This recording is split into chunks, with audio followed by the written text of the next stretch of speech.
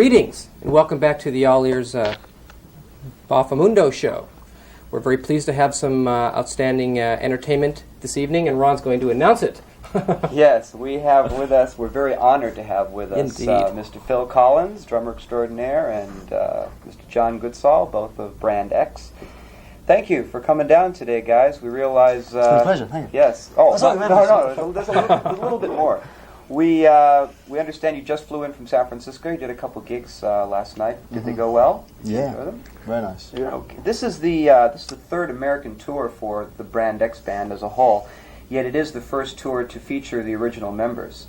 Was this planned, or did you all happen to be available at the same time? Just a matter of coincidence. Yeah. We kind of made a conscious move to try and get the original band back together again. I mean, it wasn't just a coincidental thing. Mm-hmm. And I had some time, because in the past, because of the Genesis commitments and the family, we haven't really had time to come off the road with one band and go on the road with another. Mm-hmm. Whereas we've had some time off this year, so we kind of thought we'd make the most of it. Yeah, we started off getting together for fun, for no particular reason. Mm-hmm. Now it's a real pain in the neck. You're going for the bus now.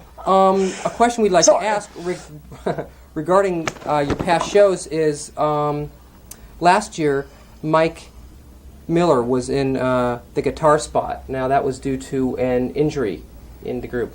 Typing error. Would you like to explain the circumstances and who he is and where he's been and where he's going? He was from.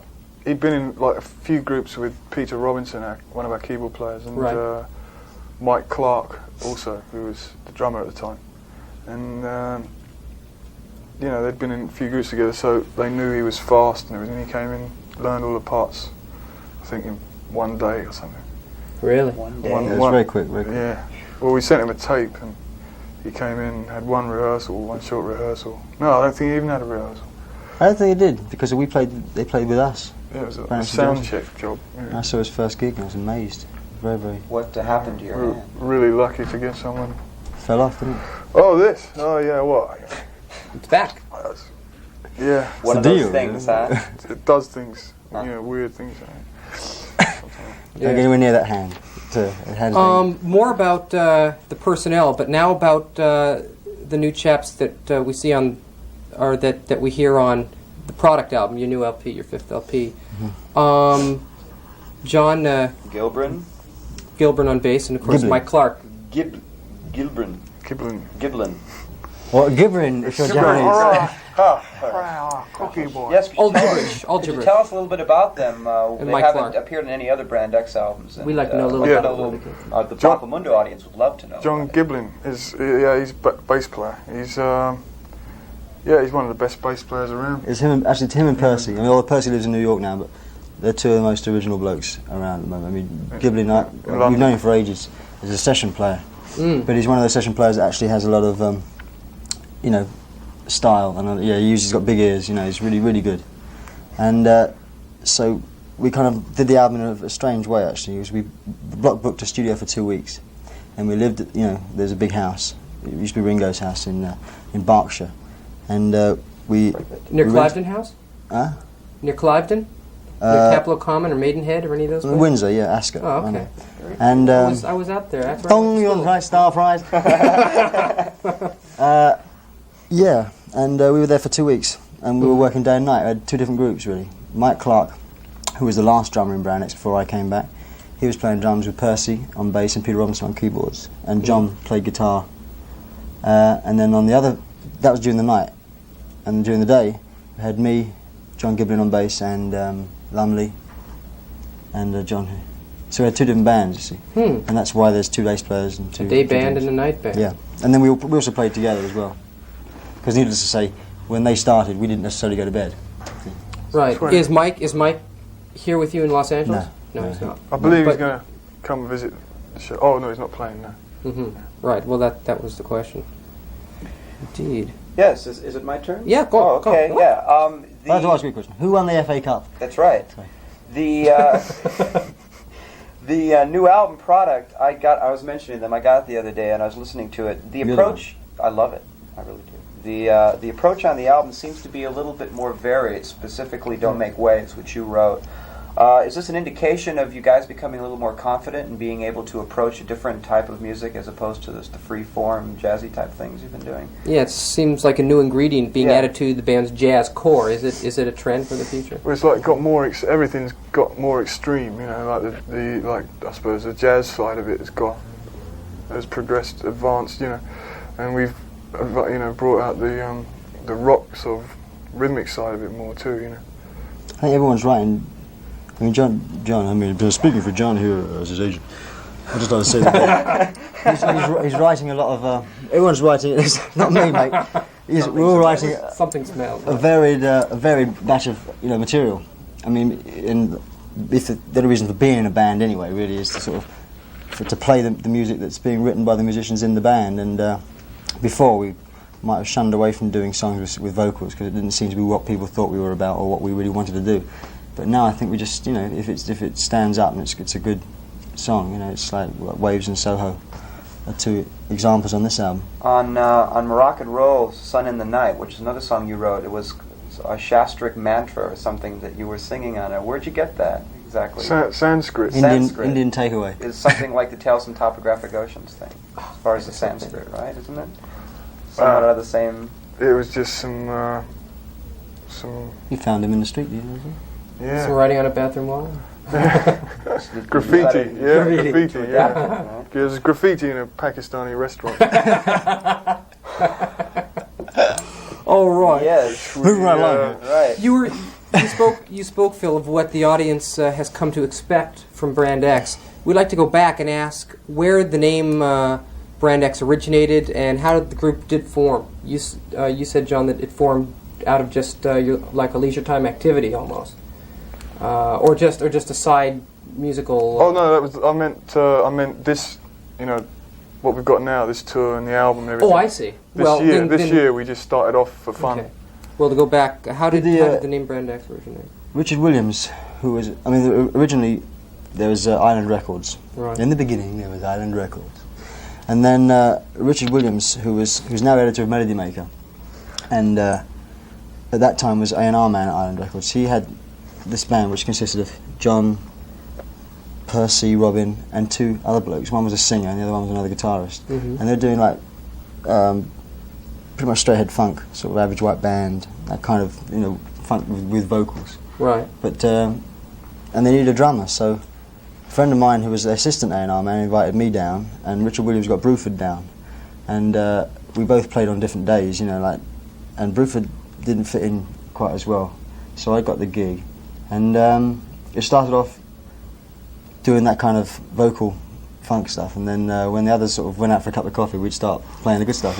And so eventually, those two chaps were asked to leave. Still do. And just left the four of us, and basically we just started doing gigs on a very temporary, casual level. What, around the neighbourhood, as it were? Just around London, yeah. When I wasn't on the road with Genesis, but then as soon as you start making records, then record companies need tours, and tours need proper bands. Like you say, it becomes so a I pain in left, the ass. and they need professional musicians, and so obviously I wasn't up to scratch, and so I left.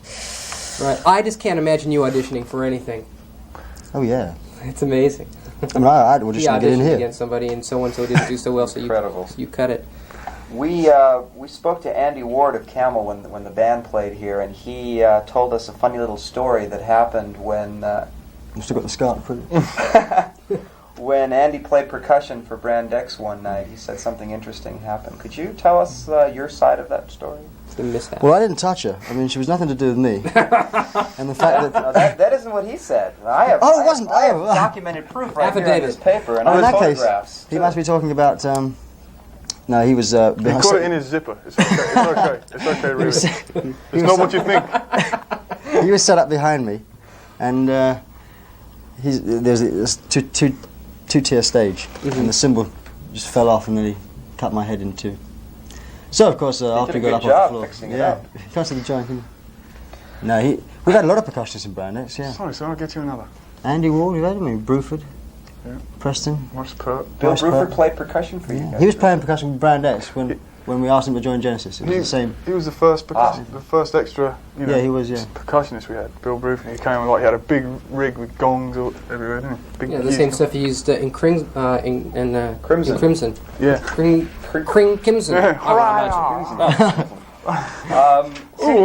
Speaking of other bands and things, we'd like both of your opinions on the current music scene, specifically.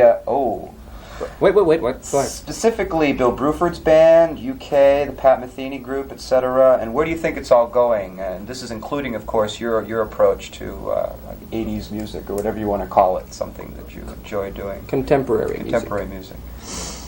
Pat Metheny group is great. One of my faves. Really? The group. Pat Metheny, yeah. Yeah, he's a great band. I've not heard Bill's band, actually. No, I mean, we've seen each other a few times in the last couple of months, but he was literally just off to the States with the band. Right. And I've not seen it. I've not even heard his new album. And UK, I've never Check seen it out. It's great. Oh, yeah. It's fabulous. Yeah. In fact, we're playing a cut in the car from the first album. Oh, yeah? Yeah, it's very excellent. What about disco and all that other stuff that seems to be dominating the airwaves these days? Explain to me from your viewpoint what's happening in England and in Europe. Well, it's not taken over. I mean, this disco thing is just a fad with the films that kind of happened at the same time. I mean, over here there are total disco stations, which I mean, this is the first trip that I've made, like in a year, to the States, and it's very noticeable. But I mean, I don't mind disco. I mean, a lot of people sort of disco here, bullshit. But I mean, in fact, there's some really good stuff. Sylvester and Casey was such a band. Donna Summer, I mean, they're actually very well produced records. Oh yeah, well no made. doubt about amazing, it. Yeah. Amazing stuff. What's a big grin for? Sorry. What do you think about it? Yeah. What I think about it? Disco. Music And new wave, and, just all the things that seem to be popular these days. Some of it sounds good. Some of it sounds good. It's the same with all the stuff. I mean, the new wave stuff. The punk bands in general, I find pretty. I think it's the same with everything. A very small percentage of it sounds really good. I think, Is any of it influencing you, or is broadening your horizons in any areas? Some of this new wave, this like old time rock and roll. That they're getting back to the core. At least in America, and I understand it's happening a lot in England and in Europe too. They're getting back to the core bands, just the guitars, drums, the singing, just the gut feeling. I like the attitude. Sort of. But not really. I'm more influenced now by music from here. Really? Such as? Well, like Toto, I think really sound good. Well, that was a well done album. Yeah. I was actually in on some of the sessions. I watched some of that being recorded. They wore tape out. With regards to a comment you made earlier, Phil, about you booked 2 weeks in a recording studio. Here, they booked 2 years. Yeah. Fleetwood Mac was in a studio for about 8 months. It was all theirs. And Toto worked for months and months and months and millions and millions of, well, not millions of dollars. Most definitely paid off for them, though. Yeah, it did. The album It was did a so successful well here. It was like a big fluke. First album by any band. Well, it was really no fluke at all, because the guy who a did hit the single. album I mean, if you have a hit single, Yeah. that is it. I mean, they had that's a great song. Would Brand X ever consider putting out a 45? Yeah, Don't Make Waves. I think it'd be a good single. I think so too. But you can tell. I mean, that Toto thing was just almost custom built for radio. Exactly. So Steely Dan make records custom built for radio. Great driving music. Absolutely. So that kind of thing. There's a whole area of music, especially over here. I mean, Joe Walsh. A whole kind of area that is good. I mean, it's like good. Hey, I'm into that kind of thing. Okay, great. is So really my so thing. they like all kinds of music too. As far, I So let's get down to We were thinking, actually. We were thinking. most things. Sure, we do. We were thinking. No, we were thinking of doing maybe doing gay jazz. Gay jazz. Yeah. Or like snuff jazz. Snuff Snuff jazz. jazz. Yeah, we were thinking of maybe muscling in on sort of big markets, and we know that the sort of gay disco shit. That's a big market, right? We want to sell a lot of records, so we're going to make some gay Definitely. jazz now. records. Sylvester is. We just came from San fits into Francisco, that so we were genre. really hot, Oh, jeez. As far as I didn't know there's so many- categorization and all that stuff goes, Lots of members of the village people in San Francisco. I can't believe it. do you like them? Hey, not me, man. No. Hey. Brand X's music. Okay, everything, especially in the media in this country. Am I flushed? You're cute. Thank you. Makeup.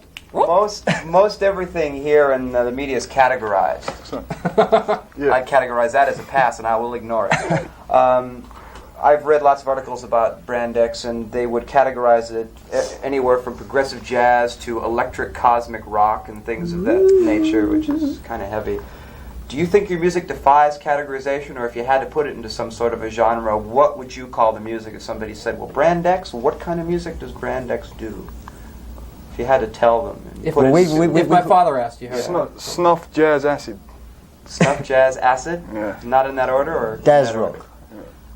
Daz rock is what we... Daz? Like dazzle? Daz. Daz. You know... I can see you guys have a lot of fun with the music. You don't take it... That's a very astute point, and one I'm glad you raised. Now, in fact, we, all the way through the album titles and stuff, and even stuff we do on stage, there's a lot of humour involved in it, I mean, and I think it's a good thing, because it was getting a bit out of hand, I felt, like with stuff like some of the early fusion bands, the very, very cosmic areas and sort of, to me, slightly pretentious.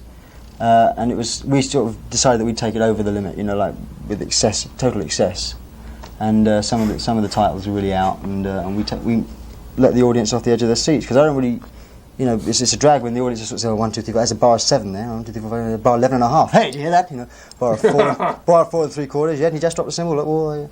Right? You don't want to sort of just have people sit back and sort of enjoy it, and making them laugh does that. And to participate in it as opposed to trying to tear it apart. Yeah. Try to put it in the categories. Yeah, otherwise, you just sort of end up being the people taking notes. I heard when Bruford was in town, he was interviewed on a radio station. I was listening to him, and they asked him a question about his opinion of American audiences as opposed to the British audiences. And he was talking to somebody else who made the exact opposite viewpoint as far as the different types of people that would come to attend these concerts in let's say, anywhere in the United States as opposed to anywhere in Europe. As far as your music goes, where do you get the most appreciation from the audience, where you could really feel the audience is getting into what you're doing? Do you find it more here in this country or over in Europe, anywhere that you tour? What do you think? Well, it's the first time I've been in the States with Brand X, so it's hard. It happened last night, and I personally felt that everyone was there for the right reasons last night. In England, I kind of feel that we attract a lot of people because they like Genesis. You know what I'm saying? Like right. You get for people that just want to check out everything that anybody in the band's doing. Right. And from my point of view, I kind of feel like they're not really enjoying it for the right reasons. Mm-hmm. They're enjoying it because they want to see what's happening, as opposed to really enjoying the music. And I think here, because people are used to listening to that kind of music, Things are more jazzy here. Well, it's not jazzy, but it's just that the people, they're more musically aware, I think. Mm-hmm. They're more well-rounded, maybe. They listen to more something. That's not just in Europe. This is just like, we just come back. We just did 4 or 5 dates in England. And at the venue, for instance, in London, I just got the feeling that, they enjoyed it, but they didn't. Here they applaud, they applaud solos and things, and you kind of feel that they're listening and they react to something that's good, as opposed to in England, it's not quite the same. Background music. Really? Do they really treat it as that? Like, is there lots of talking, and do they... Are they rude? Yeah. Yeah. Is it a rudeness? No, they're all fully clothed and everything. It's not like that, It's they get naked out here, I warn you. Hey, rock and roll. You just wait. There's 3 nights of it coming up, boy. Look out.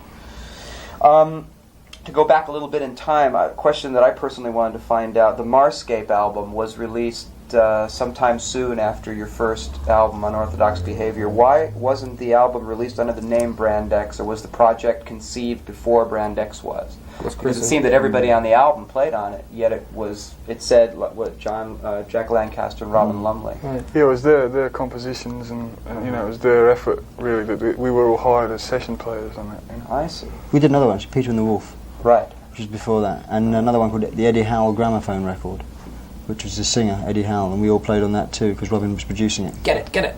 I gotta find it. So really, well, it's a new one to So excited. it's not very. It's got some good tracks in it, but it's not actually. It's not like Brand X-y We were just hired as session musicians, and that's the band just almost was doing that for ages. You know, not doing any gigs, just playing together, rehearsing, doing sessions and things. That's interesting. Very interesting. With regards to the show, you say that you want to mix in a little bit of humor. In the past Brand X shows, of course, you haven't been here in America, the shows that we've seen, it was quite intensely musical in the sense that there wasn't a lot of repartee, a lot of chatting from the stage and so on. Are you going to loosen it up? Is it a looser tour this year? Yeah, it definitely is. Yeah, you know, like it's back to the thing about taking it too seriously and all that. You know, it's like it doesn't look like fun. You know, I don't think it conveys that much pleasure. You know.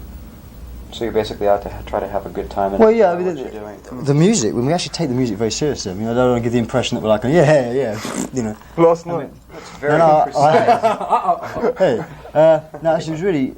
We do take the music seriously and we play it properly, you know. But it was just that in between, there are moments of excess during the tunes, you know. But mainly, it's just in between tunes, you know. It's like it's a moment to relax everybody rather than sort of, well, the next tune is, Cosby, we all join hands and sort of. Yeah, it's nothing like that. Well, you'll find the Roxy audience a flexible one, and I think that they'll really appreciate, a nice, easy time. Oh yeah, to be able to enjoy it in that way. Anything else? Yes, Okay. I have a question. By the way, what is happening with the rest of Genesis as far as what they're doing? I heard that there's going to be a couple solo albums. Yeah, they've been done. Mike and Tony have both done them, and they're out either this month or next month. Is Genesis going to be working together again soon? Yep. I get back on the 1st, and on the 3rd, Genesis start rehearsing. I'm going to move out my bedroom, and they're going to move in. And I'm into the spare room, and they're going to be rehearsing at my place, and we're going to be thrashing things around for about 5 weeks. Going to Sweden, in ABBA's studio to record it. Come back, mix it. Christmas, English tour, American tour. Speaking of ABBA, they just played in Los Angeles too. They're staying at our hotel. Yeah, they're still staying here. at that hotel. Are they really? I'm trying to get a little hole in the wall, you know. Can't say where they're staying. All the girls have come down With a glass against it. Little shot glass. What does Tony and Michael think of Brand X? Not necessarily. Tony came to the one of the gigs in London. I mean, they're very pleased as far as I'm concerned. I mean, it's not like, hey, it's not like the mistress and the wife, I mean, it's like everybody, everybody's pleased from that side of things, that I'm doing it and I enjoy it and it gets another side of me out. So there's no like, it's not like the other band, like the other woman. I mean, everyone's really, really friendly when we all get together at gigs and stuff. I was reading in the autobiography book by Armando Gallo that at first there seemed to be a little bit of this. I don't know why I'm laughing. I can't understand that. Seemed to be a little bit of animosity. Yeah. Excuse me? I said you're happy. Okay. Couldn't tell me that. I wouldn't know. Seemed to be at the time when you were getting involved in Brand X, there seemed to be a lot of friction in the band, in Genesis at that time. Did it take a while for that to blow off to where it was very comfortable for you to be able to work in both? Well, yeah, the mediums? friction wasn't because of Brand X. I mean, the friction was, it came at the same point when we were doing The Lamb, and I was feeling a bit frustrated that people were writing about the costumes and sort of getting off on what Peter wore rather than the music. Right. And at that time, coincidentally, I met this band with enormous tits, which was Brand X. And, we got together, and it was like one of those things where this is really what I want to do. But then things, sort of the cloud cleared, and when Peter left, and then it was like a chance to sort of do, establish things like, it's not like I'm controlling, but I mean, I was actually looking forward to sort of doing the singing and sort of knowing that, we'd get back to more music. So that was only friction. It was nothing to do with the fact that I'd suddenly started playing with Brand X. It was just that all that thing was going through the band at the same time with Peter leaving. So, John, wake up. You're back in this again. Short test up. We know that Phil has sort of a balance between his Brand X and Genesis, and he does one when he's not doing the other, and he has his whole scope. Do you do any other things other than your Brand X work? Do you write for any other artists? Are you a session player in England? Do you bop around and play with various people? Yeah, I write a lot. I do sessions. I get I get asked, you know, like someone with the management or, you know, or Robin or someone, a producer, would ask me to do a session that they think would suit me, you know, like that would be, you know, interesting to do. You know. But I don't do a lot of sessions. What's the other thing you're doing over here? Yeah, I might be doing a project here after the Brand X tour with an old friend of mine from Atomic Rooster, Rick Parnell. That's right. You used to be an Atomic Rooster back then. Were you in it when Carl Palmer was in it? No. That was the first.